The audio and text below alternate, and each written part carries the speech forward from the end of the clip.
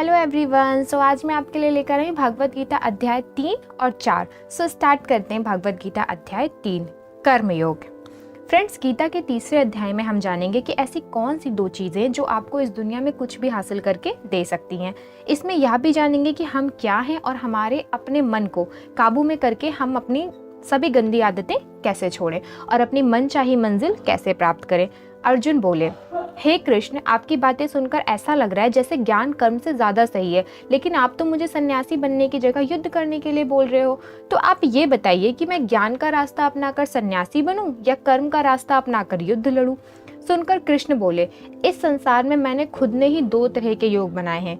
योग का मतलब ऐसा रास्ता जिससे हम अपना जीवन सफल बनाते हैं। उनमें से एक है ज्ञान योग और दूसरा है कर्म योग। और अर्जुन, तुम एक मनुष्य हो, तुम चाहकर के भी अपने शरीर के कर्मों को पूरी तरह से नहीं छोड़ सकते। उदाहरण के लिए, तुम्हें हर पल सांस तो लेना ही पड़ेगा। अगर पेट है तो खाना ही पड़ेगा। और अगर तुम इन सबको किसी भी शक्ति से रोकना भी चाहोगे तो क्या निश्चित है कि तुम अपनी इच्छाओं के बारे में नहीं सोचोगे? कहने का मतलब है, तुमसे जाने अनजाने में कर्म तो हो ही जाएगा, क्योंकि तुम मनुष्य हो और तुम तो वैसे ही क्षत्रिय हो, तो तुम अपने धर्म से ही बंधे हो। इसलिए तुम्हारे लिए सन्यास के रास्ते की जगह कर्म का रास्ता ज्यादा सही है। मतलब ज्ञान योग की जगह कर्म योग ज्यादा सही है। इसलिए तुम यह सोचकर कि यह काम तुम नहीं कर रहे हो, बल्कि प्रकृति का गुलाम होकर तुम्हारा शरीर कर रहा है, फल की इच्छा किए बिना अपना कर्म योग करो। क्योंकि अगर तुम अपने आप को खुद के कर्म का कर्ता यानी करने वाला नहीं मानोगे तो मैं तुम्हारा कर्ता बनूंगा, और जब मैं तुम्हारा कर्ता बनूंगा तो तुम्हें बिना मांगे ही वो सब सुख सुविधाएं और राज्य दे दूंगा जिसकी तुम्हें जरूरत होगी। बिना मेहनत किए ही सुख सुविधाओं और राज्य का भोग किया तो तुम एक चोर कहलाओगे और तुम कभी परमात्मा यानी कि मुझसे कभी नहीं मिल पाओगे। जिस तरह से महान लोग खाने के लिए नहीं बल्कि जीने के लिए खाते हैं, उसी तरह से तुम भी परिणाम के लिए नहीं बल्कि कल्याण के लिए युद्ध करो। हे अर्जुन, तुम मनुष्यों में सबसे बड़े हो, इसलिए जैसा तुम करोगे ठीक वैसा ही तुम्हारी संतान या आने वाली दुनिया करेगी। अर्जुन, अब तुम मुझको ही देख लो, मैं तो भगवान हूँ, मुझे भला किसी काम को करने की जरूरत क्या है? पर मैं इसलिए अपना कर्म करता हूँ क्योंकि मनुष्य की आत्मा मेरा ही छोटा सा अंश है, और जैसा मैं करूँगा वैसे ही फिर मनुष्य करेगा, और इस तरह से पूरी ही सृष्टि नष्ट हो जाएगी। कोई अगर तुम्हारा साथ भी ना दे या तुम्हारी आलोचना भी करे तो तुम उनको बिना कुछ कहे सिर्फ अपना कर्म करते जाओ, और ऐसा करने पर वह मनुष्य भी कुछ समय बाद तुम्हारे जैसा ही करने लग जाएगा। जो व्यक्ति यह सोचता है कि वह कर्म खुद करता है, उससे बड़ा मूर्ख और दुखी इस दुनिया में और कोई नहीं है, और ज्ञानी लोगों के द्वारा ऐसे मूर्खों को कभी नहीं छेड़ा जाना चाहिए। इसलिए अर्जुन, तू भी अपने आप को इस कर्म के बंधन में ना बांधकर बिना किसी आशा के, दया के, पछतावे के अपना युद्ध करो। अर्जुन, खुद का धर्म और कर्म दूसरों के धर्म और कर्म से ज्यादा अच्छा समझा जाना चाहिए, भले ही हमारे खुद के धर्म में और कर्म के पालन करने में कोई कमी रह जाए। अर्जुन ने फिर सवाल किया कि मनुष्य अगर उसी परमात्मा का अंश है तो उससे गलतियां क्यों हो जाती हैं और वो बुरे काम क्यों करता है? भगवान श्री कृष्ण बोले कि मनुष्य शरीर भोग विलास करना चाहता है क्योंकि उसकी प्रकृति वैसी ही है। इसलिए अगर उसकी इच्छा पूरी नहीं होती तो उसको क्रोध आता है, और जिस तरह से धुएं की वजह से आग दिखाई नहीं देती, उसी तरह से काम और क्रोध की वजह से मनुष्यों को अपना धर्म, कर्म और परमात्मा दिखाई नहीं देते, और इसी वजह से क्रोध और कामनाओं में आकार मनुष्य अपने इंद्रियों और मन पर नियंत्रण खो देता है और ना चाहते हुए भी बुरे काम और गलतियां कर बैठता है। अर्जुन, तू हमेशा ध्यान रख, इस शरीर से ज्यादा शक्तिशाली है इसकी इंद्रियां, इंद्रियों से ज्यादा शक्तिशाली है मन, मन से ज्यादा शक्तिशाली है बुद्धि, और बुद्धि से ज्यादा शक्तिशाली हो तुम यानी कि तुम आत्मा। इसलिए अर्जुन, तू अपनी आत्मा से अपनी बुद्धि को वश में कर, और बुद्धि मन को वश में करेगी, मन इंद्रियों को वश में करेगा, और इंद्रियां शरीर को यानी तुम्हारे बुरे कर्म को। फ्रेंड्स, श्री कृष्ण की कही गई बात को आज की लाइफ के हिसाब से समझते हैं। देखो, इस दुनिया में रिजल्ट दो ही तरीके से आते हैं, ज्ञान और कर्म, मीन्स नॉलेज और एक्शन, लेकिन दोनों अलग अलग हैं। आज की दुनिया में हम दोनों चीज को आपस में रिलेट करके देखेंगे।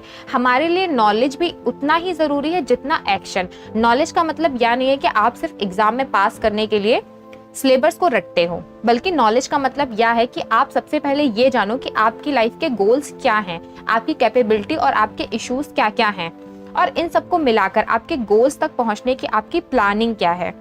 ये है आपका नॉलेज यानी ज्ञान योग। इसके अलावा आपको एक और चीज जाननी चाहिए कि मेरे भाई, आप शरीर नहीं हो, आप एक आत्मा हो। आपकी आत्मा यानी आप खुद अपने इमोशन और थॉट्स को और अपनी एक्टिविटी से बहुत ऊपर हो। और अगर आप ऐसा सोचोगे तो मैं दावे के साथ कह सकती हूँ आप 99% नहीं बल्कि 100% अपनी प्रॉब्लम से ऊपर उठ जाओगे। इसके बाद इस चैप्टर में दूसरा रास्ता बताया गया है कर्म योग, यानी आपके शरीर के एक्शन के लिए भगवान ने ये बोला है कि हमें कभी यह नहीं सोचना चाहिए कि काम हम कर रहे हैं, और जब हम ये सोचेंगे कि काम नहीं कर रहे हैं तब इसके दो फायदे होंगे। एक तो ये कि आप अपनी मेहनत के रिजल्ट को लेकर टेंशन में नहीं रहोगे, और दूसरा ये कि आप इमोशनली स्टेबल होकर अपनी बेस्ट मेहनत कर पाओगे।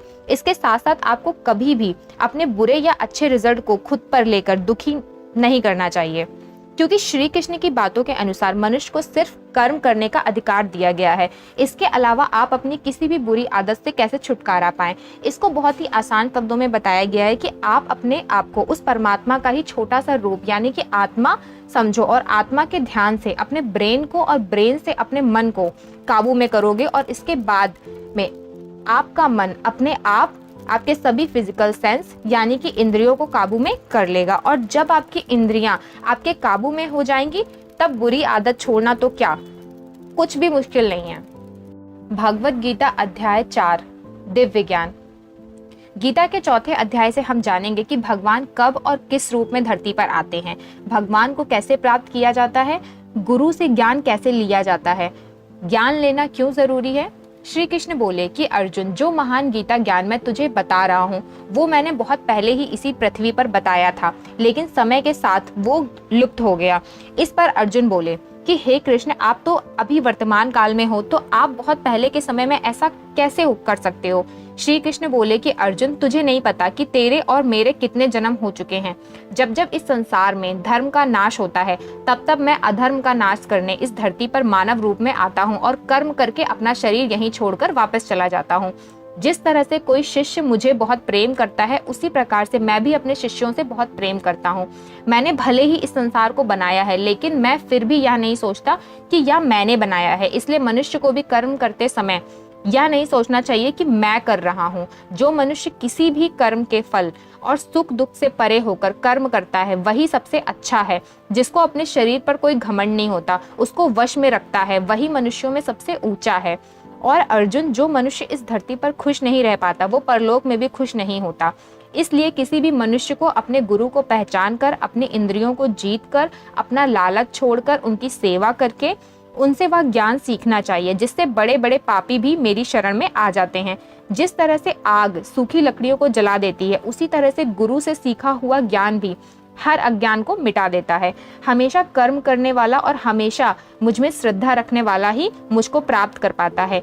इसलिए जिसने भी कर्म योग से सभी कर्मों को और खुद को सक्षम मानते हुए परमात्मा को अर्पण कर दिया, ऐसे मनुष्य को उसके कर्म कभी नहीं बांधते। इसलिए अर्जुन, तू भी मेरे दिए हुए ज्ञान से यह समझ कि कर्म तू नहीं मैं कर रहा हूँ।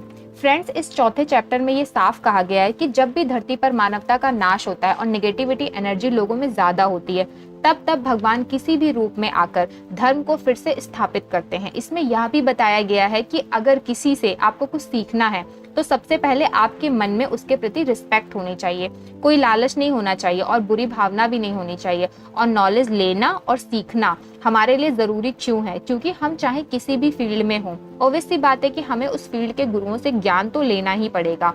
और ज्ञान ऐसा तरीका है जो इस लाइफ में आपके टारगेट्स हैं और उस लाइफ में आपके परमात्मा से मिला सकता है। सो आज के वीडियो में बस इतना ही, बाकी का नेक्स्ट वीडियो में।